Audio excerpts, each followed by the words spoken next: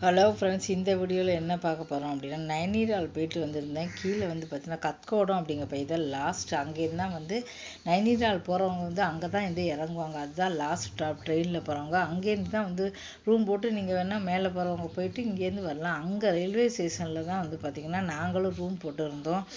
இப்போ வந்து பார்த்தீங்கன்னா நாங்கள் போட்டிருந்தோம். அந்த வீடியோ வந்து உங்களுக்கு அங்கே டெல்லி திரும்பின வீடியோ வந்து பார்த்தீங்கன்னா ட்ரெயின் ட்ராவல், அங்கே உள்ள ரயில்வே ஸ்டேஷன் இதெல்லாம் வந்து போடுறேன். கிட்டத்தட்ட ஒரு வாரம் ஆயிடுச்சு. போன வாரம் சனிக்கிழமை வந்தது.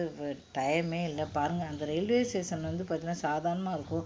ஆனால் இந்த ரயில்வே ஸ்டேஷன் வந்து ரொம்ப டிஃப்ரெண்ட்டாக இருக்குது. என்ன பார்த்தா சுற்றி வர பக்கத்தில் மலைகள், பக்கத்தில் எங்கே சுற்றி வர மலைகளாக இருக்குது. பார்க்குறதுக்கே ரொம்ப சூப்பராக இருக்குங்க பாருங்கள்.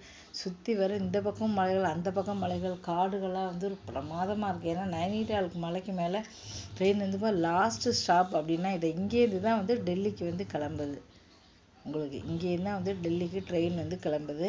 அதே மாதிரி வர ட்ரெயின் இங்கே தான் இறங்கும். இறங்குறவங்க இங்கே ரூம் போட்டு போகிறவங்க அந்த ஆசிரமத்துக்கெலாம் வந்து போவாங்க. காஞ்சிதான்னு சொல்லிட்டு அங்கே போகிறவங்க இங்கே தங்கி இங்கேருந்து வந்து பார்த்தீங்கன்னா காரில் மேலே வந்து போயிட்டு அதை பற்றி விரிவான வீடியோக்கள்லாம் வந்து போட்டிருக்கேன். பார்த்தீங்களா பார்க்கலான்னு தெரியல. இந்த ரயில்வே ஸ்டேஷனில் சூப்பராக இருக்கே சொல்லி நின்று ஒரு 7 நிமிஷம் வந்து வீடியோ எடுத்துருந்தேன். அது எப்படியோ வந்து டெலிட் ஆகிடுச்சு. அதை போடவே இல்லை. பார்த்தா அந்த வீடியோ வந்து ரயில்வே ஸ்டேஷன்லேயே நின்று பேசி வந்து கஷ்டப்பட்டு விளாக் வந்து பார்த்திங்கன்னா போட்டிருந்தேன். 7 நிமிஷம் அந்த வீடியோ வந்து தொலைஞ்சு போச்சு. நாங்கள் வந்து இங்கேருந்து வந்து பார்த்திங்கன்னா சாதாரண ஒரு ட்ரெயினில் தான் வந்தோம். ஏசி ட்ரெயினில் வந்து கிடைக்கல. போகணும்னு எப்போவுமே பிளான் இருந்தால் முதல்ல வந்து பண்ணோம். திடீர்னு வந்து கிளம்பினாலும் கிடைக்கல. வெறும் 120 ரூபாய்க்கு தான் வந்து எங்களுக்கு டிக்கெட் வந்து கிடச்சிது. ஆனால் அதில் ஏசியும் கிடையாது. ஆனால் பார்த்தீங்கன்னா அந்த ட்ரெயினில் வந்து பார்த்தீங்கன்னா அந்தளவுக்குலாம் நீங்கள் நினைக்கிற மாதிரி நல்லாவே இருக்காது. பயங்கர வந்து ஸ்மெல்லு கூட வந்து அடிச்சுது. அங்கே அந்த அளவுக்கு நீங்கள் நினைக்காது. வேணும் அப்படின்னா நீங்கள் முதல்ல வந்து பார்த்தீங்கன்னா பிளான் பண்ணி தான் வந்து போடணும். ஏன்னா அந்த ட்ரெயின் வந்து நேரம் எங்கே நிற்கும் அப்படின்னா ரயில்வே ஸ்டேஷனில் தான் வந்து பழைய டெல்லியில் வந்து நிற்கும். பழைய டெல்லியில் வந்து நிற்கும். உடனே அந்த நம்ம இறங்க கூட விட மாட்டாங்க. உடனே ஓடி வந்து அவ்வளோ கூட்டம் வந்து ஏறிடுவாங்க. அப்படியே வந்து கிளம்பிடும். இந்த பாருங்கள், இப்போ ட்ரெயின் வந்து கிளம்பியாச்சு. ட்ரெயின் வந்து பாருங்கள் 2 பக்கமும் எங்கே பார்த்தாலும் மலைகளாக இருக்குது. ஒரே காடுகளாக இருக்குது. பார்க்குறதுக்கே ரொம்ப சூப்பராக இருக்குது இந்த இடம். இங்கே பாருங்கள், இங்கே வந்து நிறைய ட்ரெயின்லாம் வராது. இங்கே டெல்லிக்கு வந்து பார்த்தீங்கன்னா ட்ரெயின் இருக்குது. அப்புறம் டேராடூன்னு போட்டிருக்காங்க, அதுக்கு வந்து ட்ரெயின் இருக்குது. இப்படி நிறைய குறிப்பிட்ட ட்ரெயின்கள்லாம் வந்து இங்கேருந்து வந்து போகுது. டெல்லிக்கு வந்து இன்னும் நாங்கள் நிற்கும் போதே 2-3 ட்ரெயின் வந்து வந்துச்சு. பார்த்தேன். AC train, full AC train சூப்பராக வந்துச்சு. அந்த ட்ரெயின்லாம் வந்து கிடைக்கணும்னா நீங்கள் 1 மாதம் முன்னால் புக் பண்ணிங்கன்னா அந்த மாதிரி ஏசியில் போய்க்கலாம். 650 ரூபா, 700 இது வெறும் 120 ரூபா. சில பேர் வந்து பார்த்தோன்னா பைசாக்காக அந்த 120 ரூபாய்க்கு இது பண்ணுவாங்க. நாங்கள் பைசாக்காக வந்து பண்ணலை. எங்களுக்கு வந்து திடீர்னு பிளான் பண்ணாலும் கிடைக்கல. சரி, திரும்பி போகும்போது பஸ்ஸில் போக வேண்டாம், ரொம்ப டயர்டாக இருக்கும் அப்படின்னு சொல்லிட்டு ட்ரெயினில் போகலாம் அப்படின்னு சொன்னேன். அதனால் ட்ரெயினில் வந்து பண்ணிச்சு. இதே பஸ்ஸில் அப்படின்னா 650 ரூபாயோ 650 ரூபா பஸ்ஸில் ஏசி இருக்குது. ட்ரெயின்லையும் ஏசியில் பண்ணலாம். சரி, ட்ரெயினில் போகலாம் அப்படின்னு சொல்லிட்டு தான் வந்து பார்த்தீங்கன்னா பண்ணினேன். ஆனால் இது வந்து இந்த ட்ரெயினில் வந்து பார்த்திங்கன்னா உங்களுக்கு வந்து பார்த்தீங்கன்னா கூட்டம் எக்கச்சக்கம் பயங்கரமாக வந்து ஏறுறாங்க. உட்கார்ற சீட்டு தான், சாப்பாடே கிடையாது. காலையில் வந்து நாங்கள் எத்தனை மணிக்கு, 8:30 மணிக்கு கிளம்பின ட்ரெயின் சாயந்தரம் வந்து பார்த்திங்கன்னா 5:30 மணிக்கு தான் போச்சு. அது வரையும் சாப்பாடே வந்து கிடையாது. வந்து வெளியில் எதுவும் வாங்கலை, எதுவும் பண்ணலை. ஃபுல்லாகவே பட்னியாக தான் இருந்தோம். சிப்ஸு பேக்கெட் அதெல்லாம் 1-2 வாங்கி வச்சுருந்தோம். அதுதான் வந்து சாப்பிட்டோம். சாப்பாடே வந்து கிடையாது. அதனாலே பொதுவாக நம்ம ட்ராவல் சமயத்தில் நல்லா சாப்பிடணும், நிறைய தண்ணி குடிக்கணும், நிறைய ரெஸ்ட் எடுக்கணும். அப்போ தான் வந்து நம்ம உடல்நிலை இன்னி வரை வந்து பார்த்தோன்னா எனக்கு உடம்பு சரியில்லை. என்ன காரணம் அப்படின்னா நாள் மேலே போகிறோம்னு சொல்லிட்டு சாப்பிடலை. அதுக்கப்புறம் ட்ரெயினில் போகிறோம் சாப்பிடலை. 2 நாளும் ஃபுல் பட்னி. அதனால் தலை சுற்றல், வாந்தி எல்லாமே வந்து வந்துடுச்சு. ட்ராவல்ஸில் முக்கியமாக இல்லை வந்து பார்த்தா இப்போ கூட வீட்டுக்காரர் வந்து திட்டிக்கிட்டு தான் இருந்தேன். ட்ராவல்ஸில் முக்கியமானது எங்கே போனாலும் சரி நல்ல வயர் நிறைய சாப்பிடணும். அதுக்கப்புறம் வெயிலில் போகிறதுனால வந்து பார்த்தா நல்ல தண்ணியை குடிக்கணும். அப்போ தான் வந்து உடம்பு வந்து நமக்கு டயர்டாக இருக்காது. இந்த மாதிரி சாப்பிடவும் செய்யாமல் அப்போ தண்ணியும் குடிக்காமல் நம்ம போனோம்னா வந்து பார்த்திங்கன்னா ரொம்ப வந்து பார்த்திங்கன்னா பயங்கர டயர்டாக தான் வந்து இருக்கும். 2 பக்கம் பாருங்கள் சூப்பராக இருக்குது. பொதுவாகவே ட்ரெயின் ட்ராவல் அப்படின்னாலே எல்லாருக்குமே வந்து பிடிக்கும். அதுவும் நைனிடால் மலைக்கு மேலே கேட்கணுமா, இந்த 2 பக்கமும் ஃபுல்லாகவே மலைகளாக தான் இருக்குது, காடுகளாக. பார்க்குறதுக்கே ரொம்ப சூப்பராக இருக்குது. பாருங்களேன் எப்படி இருக்குது சொல்லிட்டு. ஒரு இடத்துல ஃபுல்லாகவே குதிரையாக தான் இருந்து, குதிரைக்காரங்க இருக்காங்க போல். ஃபுல்லாக வந்து பார்த்திங்கன்னா குதிரையாக தான் இருக்குது பாருங்கள்.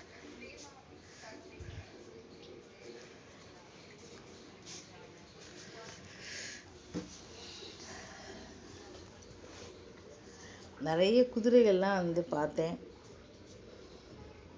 ட்ரெயின் ட்ராவல்ஸ் அப்படின்னாலே எல்லாருக்குமே ரொம்ப பிடிக்கும். ஏன்னா 2 பக்கம் வந்து பார்த்தீங்கன்னா ட்ரெயினில் வந்து பார்த்தீங்கன்னா சீன்லாம் ரொம்ப நல்லாயிருக்கும். காடுகளுக்குள்ளே வந்து போகும். பஸ்ஸு அப்படின்னா சிட்டிக்குள்ளே போகும். ட்ரெயின் அப்படின்னா போகும். அதுவும் நைனிடால் மாதிரி மலைகள் கேட்கவே வேண்டாம் பாருங்கள். 2 பக்கம் மலைகளும். அந்த சைடில் பார்த்தேன் ஃபுல்லாகவே பெரிய பெரிய ஆறு இருந்துச்சு. அந்த ஆற்றுல சுத்தமாக தண்ணியே இல்லை, வறண்டு போய் கிடக்கு. இந்த பக்கம் வந்து பார்த்தீங்கன்னா யானைகள் இருக்கு. இந்த பிளேஸில் வந்து பார்த்தீங்கன்னா யானைகள் வந்து கூட்டமாக வந்து தண்ணி குடிக்க வரும் அப்படின்னு சொன்னாங்க. யானைகள் கூட்டம் வரும், அதே சமயம் புலிகள்லாம் வரும், அப்புறம் சிறுத்தை இதெல்லாம் வந்து வரும் அப்படின்னு சொன்னாங்க. ஆனால் இதெல்லாம் சுத்தமாக தண்ணியே இல்லை. இரவு நேரத்தில் அன்றைக்கி பஸ் ட்ராவலில் கூட வந்து பார்த்திங்கன்னா ராத்திரியில் வந்து பார்த்தீங்கன்னா எல்லோரும் பார்த்துக்கிட்டு இருந்தாங்க. பார்க்கவே இந்த காட்டுக்குள்ளே பஸ்ஸு போச்சு. பார்க்கவே வந்து ரொம்ப யானை கிராசிங், அதுக்கப்புறம் புலி, சிறுத்தை அப்படிலாம் நிறைய படங்கள்லாம் போட்டு வச்சுருந்தாங்க. ஆனால் ஒரே ஒரு மான் மட்டும் நின்றுது. மான் அப்படி பார்க்கறதுக்குள்ள டக்குன்னு வந்து பஸ்ஸு வந்து போச்சு. ஒரே ஒரு இடத்துல மான் நின்றுது. அதுக்கப்புறம் வந்து பார்த்திங்கன்னா அந்த மாதிரி இடங்கள்லாம் வந்து பார்த்தீங்கன்னா இந்த இடத்துல வந்து பார்த்தீங்கன்னா அர்ஸ்வானி அப்படி இந்த இடத்துல வந்து யானைகள் வந்து கூட்டமாக வரும் அப்படின்னு. இங்கே வந்து ஒரு குதிரை நிற்கிது, வெயிட்டிங்கில் நிற்கிது, குதிரை நின்றுட்டுருக்கு. அதுக்கப்புறம் வந்து பார்த்தா யானைகள் வந்து கூட்டமாக வரும். இங்கே பாருங்கள் எவ்வளோ கூட்டம் ஸ்டேஷனில், இந்த ட்ரெயினில் பயங்கர கூட்டம் வந்து ஏறுறாங்க. எனக்கு விண்டோ சீட் கிடச்சிது ஃபஸ்ட்டு, என்னோடய சீட்டு இல்லை. அதுக்கப்புறம் வந்து பார்த்தீங்கன்னா விண்டோவில் உள்ளவங்க வந்து வந்துட்டாங்க 2-3 ஒரு மணி நேரம் கழித்து வந்து அவங்க ஏறிட்டாங்க. அதுக்கப்புறம் நான் வந்து வீடியோவே எடுக்கலை. ஆரம்பத்தில் வந்து எடுத்திருந்தேன், அதுக்கப்புறம் வந்து நான் வீடியோ எடுக்கலை. அப்புறம் வந்து சீட்டுக்கு வந்து வந்துட்டாங்க. பாருங்கள், பார்க்கறதுக்கே எவ்வளோ சூப்பராக இருக்குது. இங்கேருந்து மலைகளாக இருக்குது பாருங்கள். நைனிடால் விட்டு நம்ம இப்போ கொஞ்சம் மலையில் ஏறி இருக்கோம். இது இறங்கின உடனே வந்து பார்த்திங்கன்னா உங்களுக்கு சுத்தமாக வந்து மலைகள்லாம் வந்து போயிடும் ஃபுல்லாகவே. ஆனால் எங்கே பார்த்தாலும் காடுகள் தான். இங்கே நிறைய வந்து பார்த்திங்கன்னா கீரிப்பிள்ளை இருக்குது, பெரிய பெரிய கீரிப்பிள்ளை. ட்ரெயின்லேருந்து பார்த்தேன் பெருசாக கீரிப்பிள்ளை வந்து ஓடிக்கிட்டு இருக்கு. இங்கெல்லாம் வந்து பார்த்தீங்கன்னா பாருங்கள், பக்கத்தில் நிறைய வீடுகள் இருக்குது. இருந்தாலும் இரவு நேரத்தில் பயந்தான் அப்படின்னு சொன்னாங்க. இரவு நேரத்தில் கூட வந்து புலிகள்லாம் வரும், யானைகள்லாம் வரும், மிருகங்கள்லாம் வந்து வரும் அப்படின்னு சொல்லி இரவு நேரத்தில் போகமாட்டாங்க அப்படின்னு வந்து சொன்னாங்க. ஏன்னா இது பக்கமே, அதை வாக்கிங் போகும்போது கூட வந்து பார்த்தீங்கன்னா ராத்திரி 8-9 மணிக்கு கூட தெருவில் யாரும் எல்லாம் கேட்டுட்டு தான் போனோம். அந்த தெரு மட்டும் தான் போய்ட்டு திரும்பி வந்துட்டோம். ஏன்னா ரொம்ப தூரம் போகக்கூடாதுன்னு சொல்லிட்டு ராத்திரியில் வந்து பார்த்தீங்கன்னா கொஞ்சம் தூரம் போய்ட்டு திரும்பி வந்துட்டோம். ஏன்னா தெரியாத ஊருக்கு நம்ம போன உடனே இப்போ டக்குன்னு வந்து பார்த்திங்கன்னா வெளியில் போகக்கூடாது. இந்த மாதிரி காட்டுப்பகுதியில் நம்ம இருக்கோம் அப்படின்னா சடக்குன்னு வந்து பார்த்திங்கன்னா ராத்திரி 9 மணி 10 மணிலாம் போகக்கூடாது. சில இடங்களில் 4-5 மணிக்கு மேலேயே வந்து வெளியில் வர மாட்டாங்க. டல்கௌசி வந்து போயிருந்தோம். அங்கே வந்து ஹோம் ஸ்டே தான் தங்கியிருந்தோம். அப்போ அவங்க சொன்னாங்க, நீங்கள் வந்து வெளியில் வராதிங்க சொல்லிட்டு 6 மணிக்கு. அதுக்கப்புறம் நாங்கள் வெளியிலே வரல. நாங்கள் ஒரே தடவை மட்டும் 7 மணிக்கு நாங்கள் வெளியில் அங்கேருந்து வந்தோம். இருட்டாக இருந்துச்சு. அதுக்கப்புறம் வெளியில் வெளியில் கூட வந்து உட்காந்து வந்து சாப்பிடல. எங்கே பார்த்தாலும் இருட்டாக தான் இருக்குது, வேண்டாம்னு சொல்லிட்டு வீட்டுக்குள்ளேயே தான் வந்து நாங்கள் இருந்தோம். வெளியிலே வரல. ஏன்னா எங்கே பார்த்தாலும் பயங்கரமான காடு. இந்த வீடு கூட வந்து பார்த்தீங்கன்னா காட்டுக்குள்ளே தான் இருக்குது. இங்கே கரடிகள் நிறைய இருக்குது, கரடிகள்லாம் வரும் அப்படின்னு சொன்னாங்க. அதனால் உள்ள நோவால்ஸ் கூட ராத்திரி நீங்கள் போட வேண்டாம், இருட்டாகவே வச்சுக்கோங்க, லைட்டை பார்த்தா வந்துடும் அப்படி சொன்னாங்க. அப்புறம் ராத்திரி கூட நாங்கள் லைட்டை வந்து ஆஃப் பண்ணி தான் வந்து இருட்டிலே இருங்க அப்படின்னு சொன்னாங்க. அப்போ இருட்டிலே தான் அந்த வாசல் லைட்டெல்லாம் கூட 10-11 மணிக்கு ஆஃப் பண்ண சொல்லிட்டாங்க. 10 மணிலேருந்து ஃபுல்லாகவே எதுவுமே இருக்குது தெரியக்கூடாது. நாங்கள் ஃபுல்லாகவே இருட்டில் தான் இருந்தோம். ராத்திரி கதவை தட்ட கூட வந்து பயமாக இருந்துச்சு. கதவை வந்து 10 மணிக்கிட்ட கதவை தட்டினாங்க. சாப்பாடு வருதுன்னா நாங்கள் ஃபோன் பண்ணுவோம். அப்போ ஃபோன் பண்ணால் மட்டும் நீங்கள் யார் கதவை தட்டினாலும் நீங்கள் வந்து கதவை திறக்காதீங்க. ஏன்னா கரடி வந்து கதவை தட்டும், நீங்கள் டக்குன்னு நாங்கள் நினச்சி திறக்காதீங்க. ஃபோனில் நாங்கள் சொல்லுவோம் கதவை தரு, நீங்கள் சொன்னால் மட்டும்தான் கதவை திறக்கணும், எல்லாரும் திறக்கக்கூடாது அப்படின்னு சொன்னாங்க. சரி அப்படின்னு சொல்லி பயந்து இந்த 2-3 நாள் தங்கியிருந்தோம். ரொம்ப பயமாக இருந்துச்சு. ஏன்னா கதவு கூட வந்து சரியில்லை. ஒரு தட்டினா வச்சுக்கோங்க, அந்த கதவை வந்து உங்களுக்கு வந்து திறந்துரும். அப்படி வந்து ஒரு இரும்பு கதவு வச்சுருந்தாங்க, அதில் தாப்பாலே இல்லை. அதுக்கப்புறம் தான் நான் பார்த்தேன், என்னங்க இரும்பு கதவு வச்சுருக்கீங்க, தாப்பாலே இல்லை, லேசான ஒரு மரக்கதவு போட்டிருக்காங்க, தொட்டாலே அது விழுந்துடும், இப்படி வந்து வச்சுருக்கேன். கரடி ஓங்கி ஒரு தட்டுனா அந்த கதவு வந்து போயிடும். அவங்க மாடியில் போய் இருந்துக்கிட்டு இதை நமக்கு வந்து கொடுத்துருக்காங்க. இதெல்லாம் ஆன்லைனில் வந்து நமக்கு பார்க்கும்போது வந்து தெரியாது. அவங்களுக்கு வந்து பார்த்தீங்கன்னா மாடியில் போய் உட்காந்துக்கிட்டாங்க. முதல்ல கீழே தான் இருந்திருக்காங்க. நிறைய ராத்திரிலாம் வந்து கதவை தட்டியிருக்குங்க. கரடி பயந்து போய் மாடியில் போய் உட்காந்துருக்காங்க.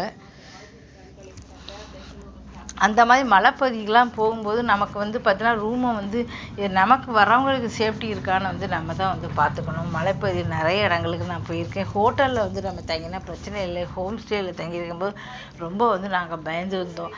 ஏன்னா வந்து ராத்திரி வந்து கதவு வந்து சரியே கிடையாது. வாசக்கதவு தரையெல்லாம் ஓங்கி சேர்த்துனேன்னா எத்தனையோ இடத்துல பார்த்துருக்கோம். உள்ளே வந்துடும். இரும்பு கதவுக்கு ஒரு தாப்பா கூட இல்லாமல் ஒரு கதவு வச்சுருக்குங்க. தாப்பா இருந்தாலும் பரவாயில்லை அப்படின்னு சொல்லி எனக்கெல்லாம் ரொம்ப பயமாக வந்து இருந்துச்சு. அதனால் மலைப்பகுதிக்கு போகும்போது ரொம்ப ரொம்ப ஜாக்கிரதை. இப்போ நாங்கள் அதனால் ஒரு ஹோட்டலில் தான் வந்து தங்கிட்டோம். ஹோட்டல்லே வந்து தங்கினோம். ஹோட்டலில் தங்கிடுவோம், அதான் நல்லது அப்படின்னு சொல்லிட்டு 1500 ரூபா பரவாயில்லை அப்படின்னு சொல்லிட்டு 1500 ரூபா எடுத்து நாங்கள் ஹோட்டல்லே வந்து தங்கிட்டோம்.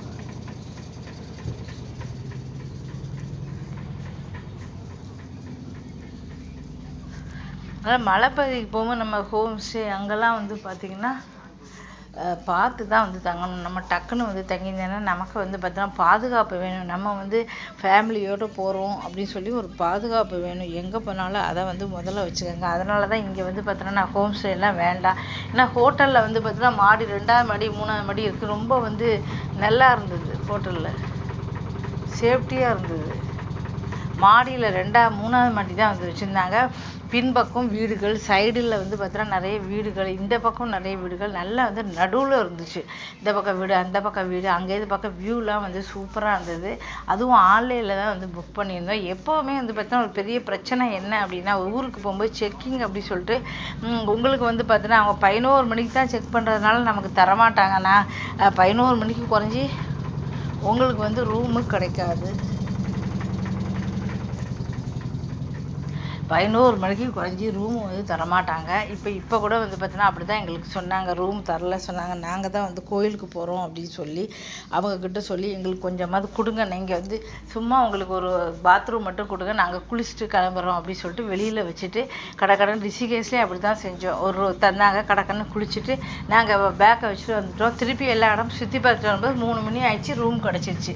அதான் ரூமுக்காக நம்ம வந்து என்றைக்குமே ஒரு இடத்துக்கு போகிறோம் அப்படின்னா ரூமுக்காக வெயிட் பண்ணக்கூடாது. ஏன்னா நம்ம டைம் வந்து வேஸ்ட்டாக போயிடும். அப்போ நீங்கள் என்ன பண்ணணும், இந்த மாதிரி அவங்கக்கிட்ட முதல்ல சொல்லணும்.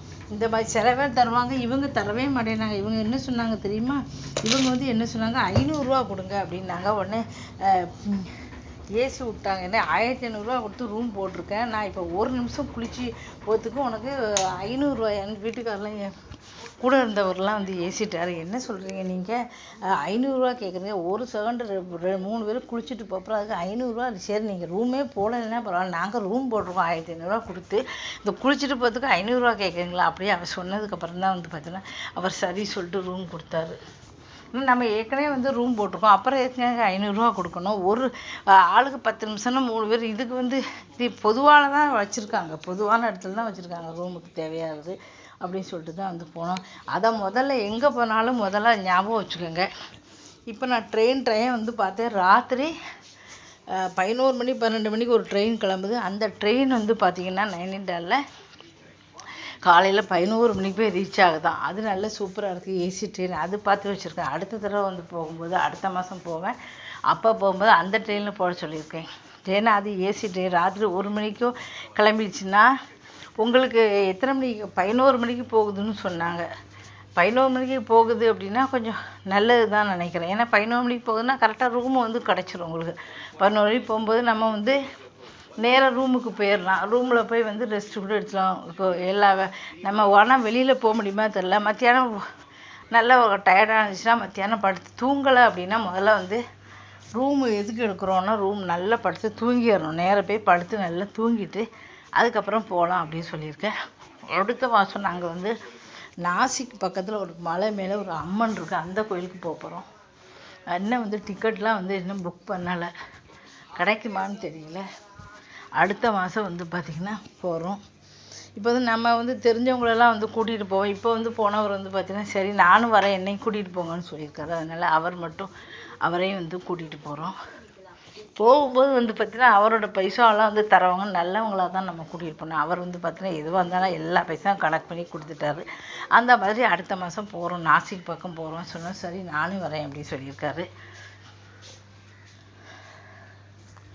நம்ம கூட போகிறவங்க நமக்கு தக்கன வந்து பார்த்திங்கன்னா அவங்கெல்லாம் வந்து பார்த்திங்கன்னா பெரிய கோடீஸ்வரங்க அப்படிங்கும்போது அவருக்கு சொந்த கார் இருக்குது. ஃப்ளைட்டில் போகிறவங்க இருந்தாலும் சரி உங்கள் கூட வரணும் அப்படிங்கக்கா வரேன் அப்படின்னு சொல்லும்போது நமக்கு ரொம்ப சந்தோஷமாக இருக்குது. ட்ரெயின் ட்ராவல் எடுத்த வீடியோலாம் வந்து போட்டிருக்கேன். நிறைய இடங்களுக்கு நான் சுற்றுப்பயணம் போய்கிட்டே இருப்பேன். ஆனால் வந்து பார்த்தா சீரியல் தான் நிறைய வந்து பார்க்குறாங்க தவிர இந்த வீடியோ வந்து யாரும் பார்க்குறதே இல்லை. பார்த்தீங்கன்னா உங்களுக்கு தெரியும். இந்த வீடியோ பிடிச்சா மறக்காம சேனலை வந்து சப்ஸ்கிரைப் பண்ணிக்கோங்க. நிறைய வீடியோக்கள் வந்து போட்டிருக்கேன் பாருங்கள். ஃபுல்லாகவே காடு தான், எல்லா இடமுமே தண்ணி வந்து வற்றி போச்சு. நாங்கள் போன நேரத்தில் வந்து மழை பெஞ்சது அப்படின்னால வந்து பார்த்திங்கன்னா அங்கங்கே கொஞ்சம் தண்ணி இருந்துச்சு. ஆனால் மிருகங்கள்லாம் தண்ணி குடிக்க என்ன பண்ணும் அப்படின்னு தெரியலை. இன்னும் குளம் எல்லாமே வற்றி போய் இருக்குது.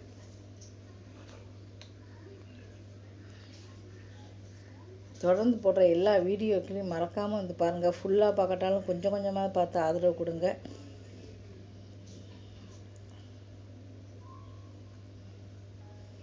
பச்சை பசேல்னு பார்க்கறதுக்கே எவ்வளோ அழகாக ஸ்பீடே இந்த ட்ரெயினில் வந்து அதுக்கப்புறம் தான் கொஞ்சம் முதல்ல ஸ்பீடு இல்லை, அப்புறம் தான் கொஞ்சம் ஸ்பீடே வந்துச்சுன்னு சொல்லலாம்.